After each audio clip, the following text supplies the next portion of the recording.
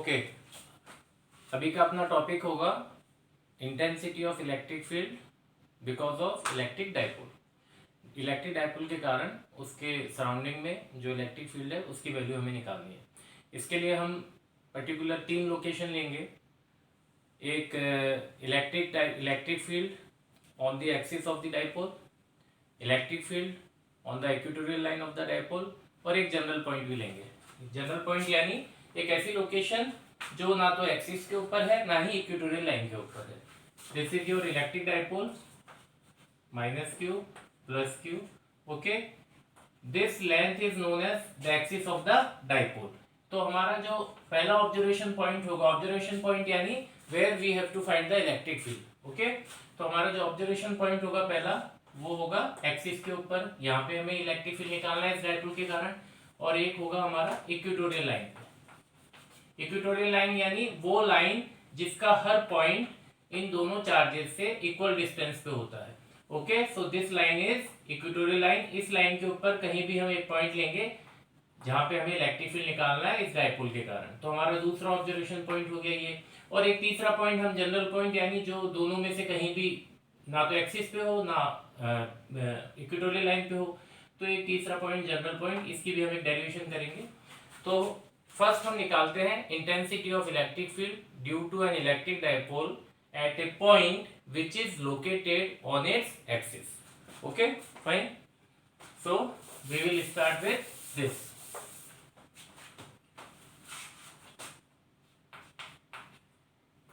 First point, intensity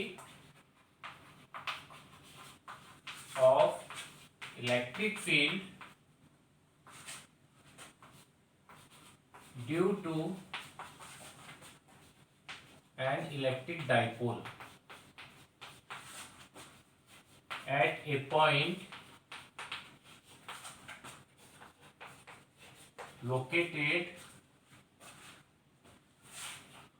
on its axis.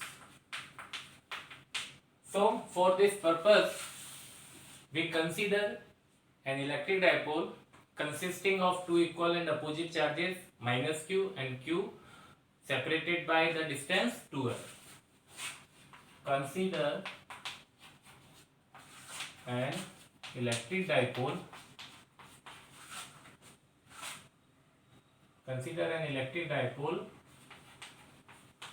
consisting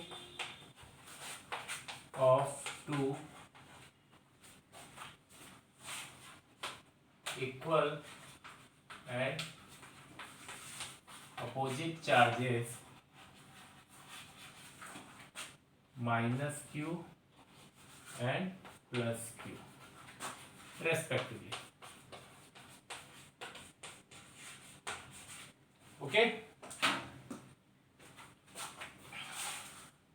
separated by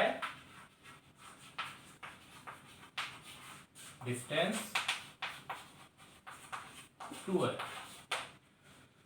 So this is our electric dipole. This is minus q charge, this is plus q charge. Okay, the observation point is located on its axis. मान लेते हैं वो point यहाँ पे है, उस point को नाम दिया हमने P. So P is the point, P is the observation point at which we have to find the intensity of electric field due to the complete system, due to the electric dipole. Okay, तो हमारे पास ऐसा कोई formula नहीं है dipole का कि dipole के कारण यहाँ पे इलेक्ट्रिक फील्ड निकाल सके। इस सिस्टम के कारण हमारे पास जो फॉर्मूला अवेलेबल है वो है the electric field intensity due to a point charge. तो हम दोनों पॉइंट चार्जेस के कारण इंडिविजुअल अलग अलग इलेक्ट्रिक फील्ड यहाँ पे निकालेंगे। ठीक है, उनका मैग्नीट्यूड निकालेंगे, फिर उनकी डायरेक्शन देखेंगे, फिर उनको हम एडअप करेंगे। इस तरह से हम यहाँ पे नेट इलेक्ट्रिक फील्ड, इस सिस्टम के कारण जो नेट इलेक्ट्रिक फील्ड आएगा, टोटल इलेक्ट्रिक फील्ड आएगा, उसकी वैल्यू निकालेंगे। तो सबसे पहले प्लस क्यू के कारण, तो हमें इलेक्ट्रिक फील्ड निकालना है इस लोकेशन पे, तो इलेक्ट्रिक फील्ड के लिए हमें इस लोकेशन की डिस्टेंस चाहिए। तो मान लेते हैं ये जो P पॉइंट है ये इस डाइपोल से R डिस्टेंस पे है। अब हमें जो R डिस्टेंस चाहिए वो कहां से लेनी है, वो हमें इस डाइपोल के सेंटर से लेनी है। ठीक है, क्योंकि हम जो इलेक्ट्रिक फील्ड निकालेंगे वो पूरे सिस्टम के कारण निकालेंगे। डायपोल की अपनी लेंथ कितनी होती है 2l, जिसमें ये वाला प्लस चार्ज यहाँ से कितनी डिस्टेंस पे होता है l, माइनस चार्ज कितनी डिस्टेंस पे होता है l डिस्टेंस पे। ओके, तो प्लस चार्ज के कारण यहाँ पे इलेक्ट्रिक फील्ड निकालते हैं। प्लस चार्ज के कारण इलेक्ट्रिक फील्ड निकालना है तो प्लस चार्ज कितनी डिस्टेंस पे यहाँ से, तो प्लस चार्ज और इस P पॉइंट के बीच का डिस्टेंस है r माइनस l, यहां से यहां तक की distance.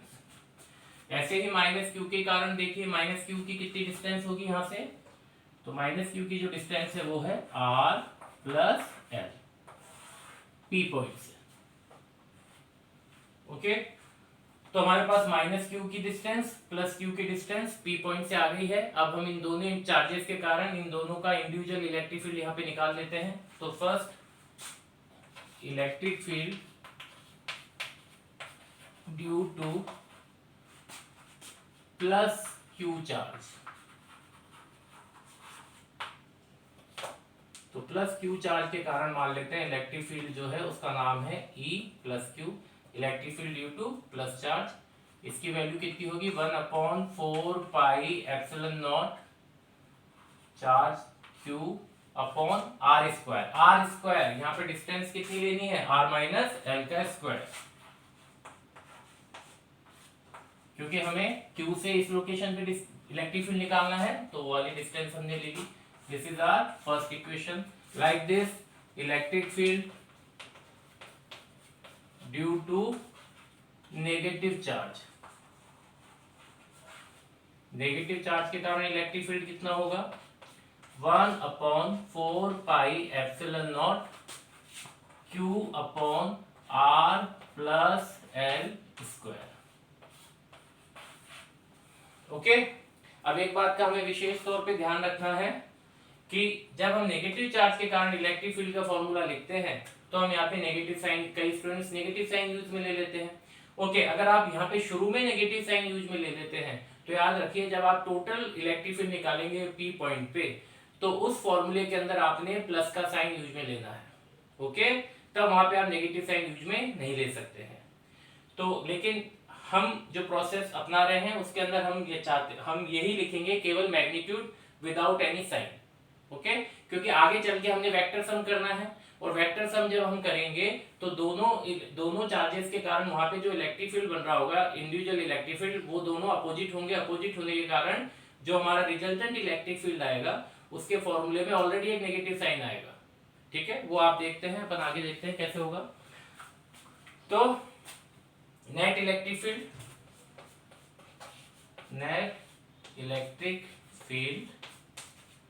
Eight point P, net electric field कितना होगा EP। ओके, इसको वेक्टर फॉर्म में लिखते हैं तो E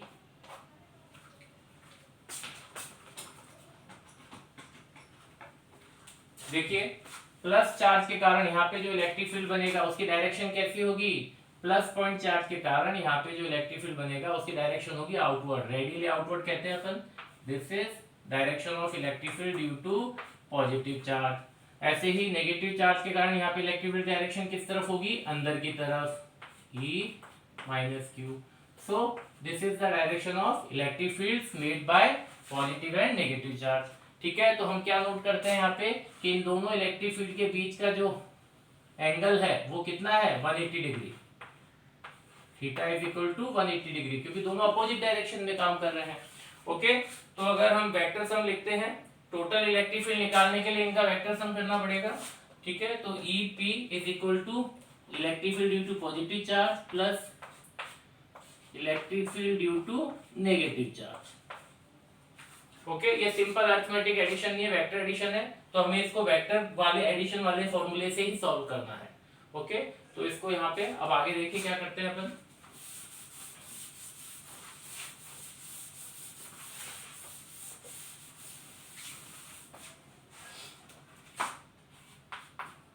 नेट इलेक्ट्रिक फील्ड, ठीक है, ये है अपना, इसका हमें मैग्नीट्यूड निकालना है।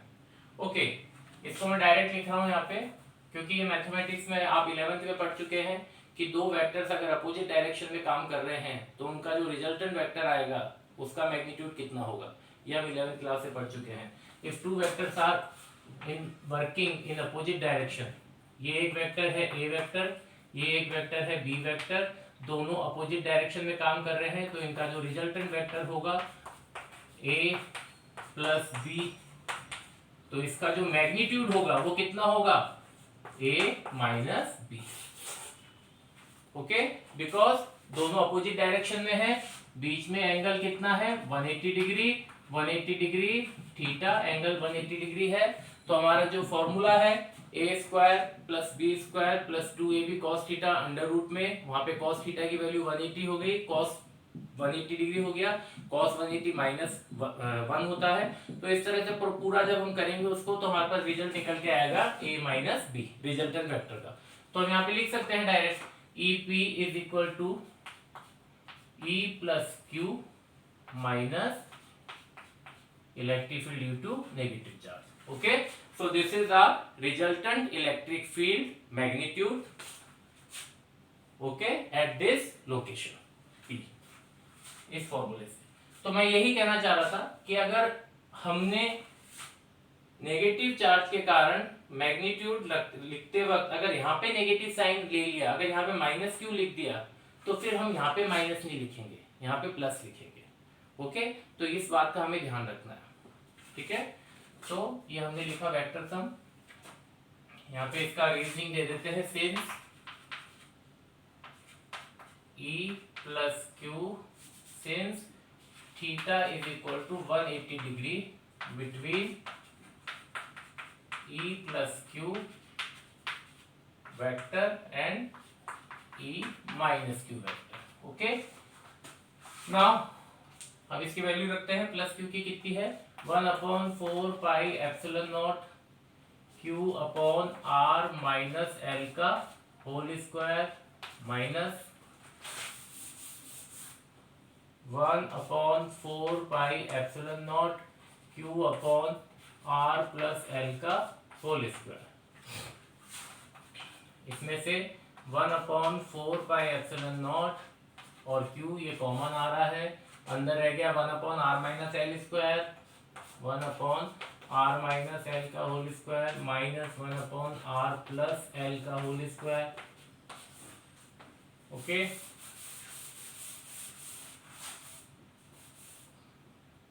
therefore 1/4 पाई एप्सिलॉन नॉट ये Q है, इसको इधर ले आइए, इसको उधर ले जाइए, R प्लस L का whole square minus R minus L का whole square divide by multiply कर दीजिए R square minus L square का होल स्क्वायर।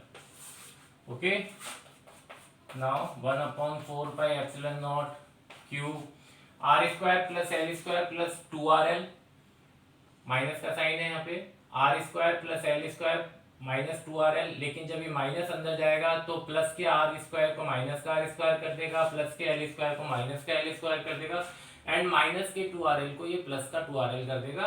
तो फाइनल जो रिजल्ट आएगा ऊपर की तरफ वो क्या आएगा 2RL प्लस 2RL यानी 4RL divide by R square minus L square इसका whole square. Okay, now 1/4 pi epsilon naught, यहाँ पे Q है, इस Q को अंदर ले जाते हैं और थोड़ा सा और इसको मॉडिफाई कर देते हैं अपन, हम इसको लिख सकते हैं 2R dot 2QL divide by R square minus L square का होल स्क्वायर। एक बात का ध्यान रखना है हमें कि जैसे ही यहाँ पे 4 दिखता है, यहाँ पे नीचे 4 दिखता है, कुछ स्टूडेंट्स जल्दबाजी में इस 4 को इससे कैंसिल आउट कर देते हैं। हमें ऐसा बिल्कुल भी नहीं करना है। इस वाली क्वांटिटी को हमें कभी भी किसी भी डेरिवेशन में बिल्कुल भी छेड़ना नहीं है। क्यों? क्योंकि ये वेल नोन एक कांस्टेंट है और इसकी वैल्यू हमें पता है 9 × 10⁹, तो जो हमारे बाद में काम आएगी, इसलिए इसमें से 4 को हमें किसी भी हालत में कैंसिल आउट नहीं करना है।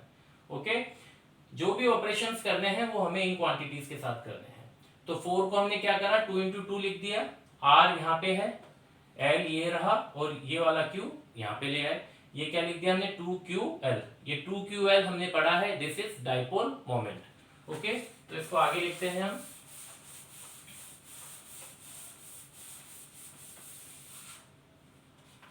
1/4πε0 2r 2ql अपॉन, देखिए क्या लिखा हुआ है, r square minus l square का होल स्क्वायर।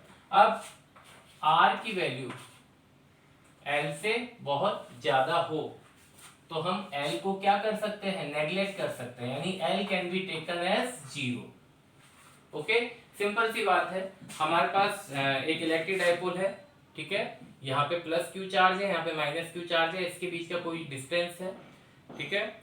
अब सपोज जो ऑब्जर्वेशन डिस्टेंस है उसको हम बड़ा करते जाते हैं, ठीक है। ऑब्जर्वेशन डिस्टेंस जैसे जैसे बड़ा होगा तो ऑब्जर्वेशन डिस्टेंस के रेस्पेक्ट में ये वाला जो डिस्टेंस है वो क्या होता जाएगा, कम होता जाएगा, छोटा होता जाएगा। ऑब्जर्वेशन डिस्टेंस को बहुत ज्यादा दूर कर दिया, बहुत बड़ा कर दिया, तो हम क्या देखते हैं, ये दोनों एक ही लोकेशन पे हमें मिलते हैं, यानी एल क्या हो जाता है, 0 हो जाता है as compare to the observation distance, ठीक है। तो इसलिए हम एल को क्या ले सकते हैं, 0। तो इस वैल्यू को इस आगे हम क्या लिखेंगे, इसको 1/4πε0 2r 2ql, इसको डायपोल मोमेंट लिख सकते हैं p upon are square minus 0 इसका होल स्क्वायर, यहाँ पे p क्या है 2ql, dipole moment 1/4πε0 2rp upon r की पावर 4, स्क्वायर स्क्वायर 4 हो गया, इस r से ये कैंसिल आउट हो गया, तो हमारे पास क्या बचा 1/4πε0 2p अपॉन r क्यूब।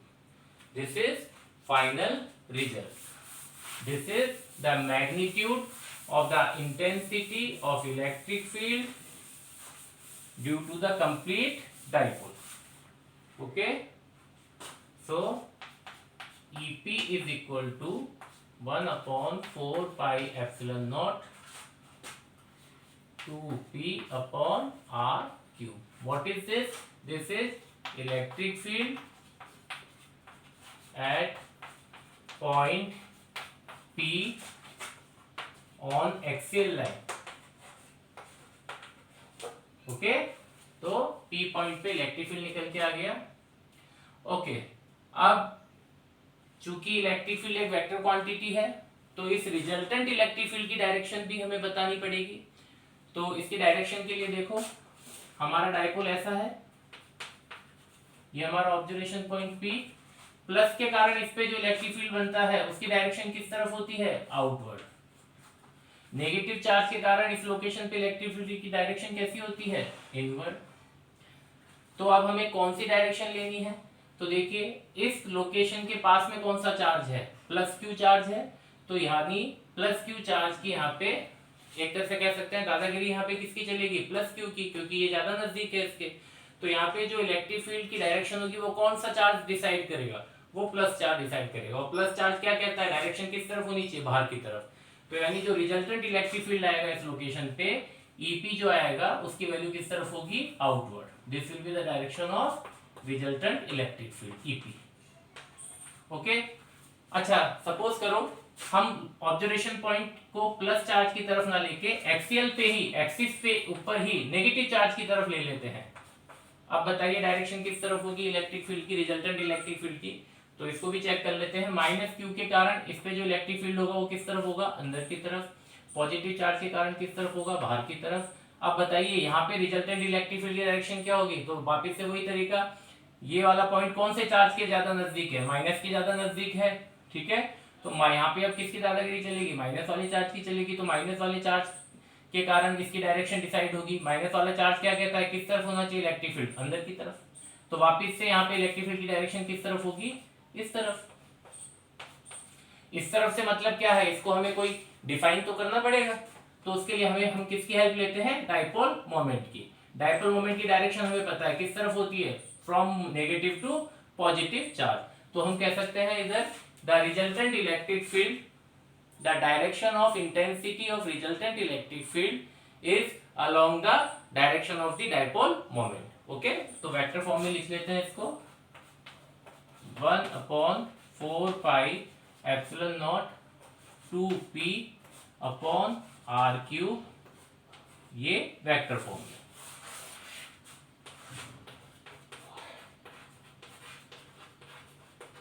और इसके डायरेक्शन को स्पेसिफिक कर देते हैं हम, the intensity of electric field, the electric field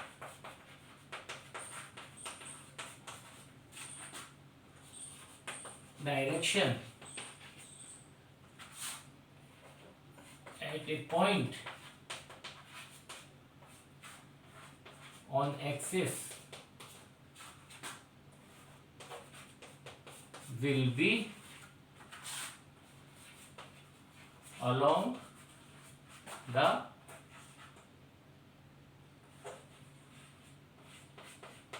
direction of dipole moment, dipole moment.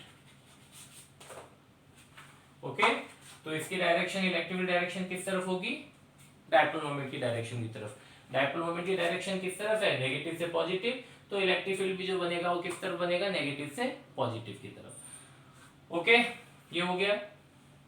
चलो अब इसमें एक छोटी सी चीज और है, इस फॉर्मूले के अंदर देखिए डिनोमिनेटर में क्या आ रहा है, आर क्यूब, और जबकि पॉइंट चार्ज से जब हम इलेक्ट्रिक फील्ड का फॉर्मूला डिराइव करते थे उसके अंदर हमारे पास क्या आता था, E is equal to Q upon are square. वहां पे अपॉन में आर स्क्वायर आता था पॉइंट चार्ज के कारण, यहाँ पे अपॉन में क्या आता है, आर क्यूब।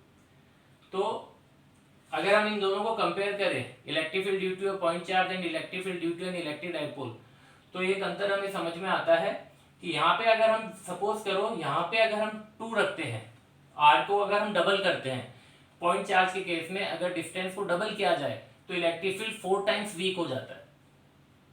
अगर डिस्टेंस को 4 टाइम्स इंक्रीज किया जाए तो इलेक्ट्रिक फील्ड 16 टाइम्स वीक हो जाएगा। और यहां पे देखिए अगर हम डिस्टेंस को 2 टाइम्स इंक्रीज करते हैं तो इलेक्ट्रिक फील्ड पे क्या इफेक्ट पड़ेगा, क्या उतना ही इफेक्ट पड़ेगा जितना पॉइंट चार्ज के केस से पड़ रहा था, नहीं, उससे ज्यादा इफेक्ट पड़ेगा। अगर यहाँ पे आर को अपन डबल करते हैं, डिस्टेंस को डबल करते हैं, तो यहाँ इलेक्ट्रिक फील्ड 8 टाइम्स वीक होता है, जबकि यहाँ पे आर को डबल करने पे इलेक्ट्रिक फील्ड 4 टाइम्स वीक हो रहा था, यहाँ पे 8 टाइम्स वीक हो जाएगा।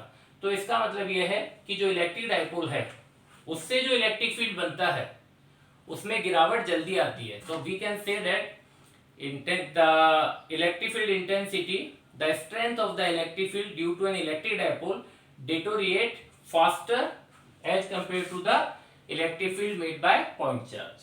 ओके तो ये हमारा हो गया electric field due to electric dipole at any point which is located on its axis. ठीक है, अब इसके बाद हमारा जो नेक्स्ट टॉपिक है वो है intensity of electric field due to the dipole on its equatorial line. Okay.